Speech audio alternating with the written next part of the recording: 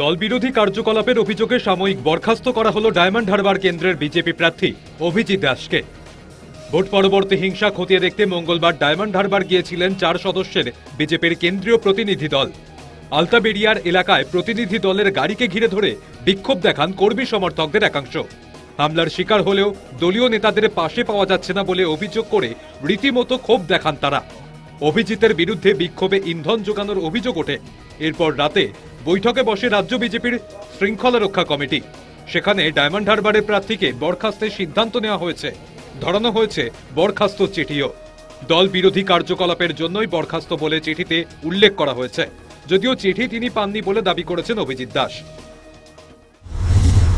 আমার কাছে কেউ অফিসিয়ালি কোনো চিঠি আসেনি, আমার ইমেলও আসেনি, আমি চেক করেছি। আপনারা অনেকে আমাকে কালকে রাত থেকেই পাঠাচ্ছেন। আর এটা তো হোয়াটসঅ্যাপে ঘোরার বিষয় নয়। 3 তালাকের মতো হোয়াটসঅ্যাপে 3 তালাক করে দিলাম। অফিসিয়াল চিঠি যদি আমার কাছে আসে অফিসিয়ালি, তো তখন দেখা যাবে। আমি বুঝতে পারি না যে আপনারা যে মিডিয়া ডিপার্টমেন্টে আপনাদের কাছে কে চিঠি দিয়েছে, এটা ফেক কি অরিজিনাল তো আমি জানি না। যদি এটা ফেক হয়তো কোনো বিষয় নয়, কিন্তু অরিজিনাল চিঠি যদি আপনাদের মিডিয়া ডিপার্টমেন্টে কে দিয়েছে, আপনাদের মিডিয়া সেলকে কে দিয়েছে, আমি রাজ্যের কাছে অবশ্যই বলবো। কার্যত রাজ্য বিজেপি নেতৃত্বকে নিশানাও করেছেন বরখাস্ত বিজেপি নেতা। দল বিরোধী কোনো কাজ তিনি করেননি বলে দাবি করেছেন। যদি সত্যি সত্যি চিঠি এই ধরনের আমাকে দেওয়া হয়, কারণ এই ধরনের তো কোনো ঘটনাই ঘটেনি। আমি কালকে রাতে ডাক্তারের কাছে ছিলাম, সুতরাং কেন্দ্র যারা কমিটি তাদেরকে কোনো ঘেরাও বা এই সমস্ত ব্যাপারে আমার নলেজে নেই। পরে শুনেছি আমি ঘটনাটা, যে ভিকটিমস তার সঙ্গে দেখা করতে গেছিলো। এটা কোনো বিক্ষোভের ব্যাপার নয়, কোনো আটকানোর ব্যাপার নয়।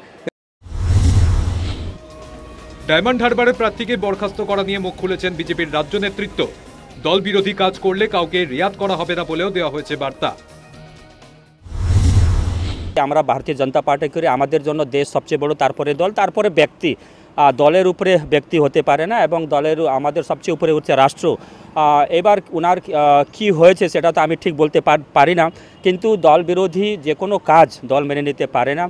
যেহেতু দল আমাদের সর্বোপরি আছে, দলকে দেখতে হবে। সেটা আমাদের যে টিম আছে যারা দেখে এটা, সেটা নিশ্চিতভাবে ওনারা খতিয়ে দেখবেন কি আছে কি নেই। লোকসভা নির্বাচন শেষ হওয়ার সঙ্গে সঙ্গে পরাজয় নিয়ে রাজ্য বিজেপিতে ডামাডোল শুরু হয়। ইতিমধ্যেই দলের মধ্যে থেকে বেসুরো গাইছেন বিষ্ণুপুর থেকে জয়ী প্রার্থী সৌমিত্র খা। রাজ্য নেতৃত্বের কড়া সমালোচনা করেছেন প্রাক্তন রাজ্য সভাপতি দিলীপ ঘোষও। জানিয়ে দলের অভ্যন্তরে তৈরি হয়েছে অস্বস্তি। অভিজিৎ দাসকে বরখাস্ত করে বাকি বিক্ষুব্ধদের কড়া বার্তা দেওয়া হলেও এমনটাই মনে করছে ওয়াকিবহাল মহল। News time.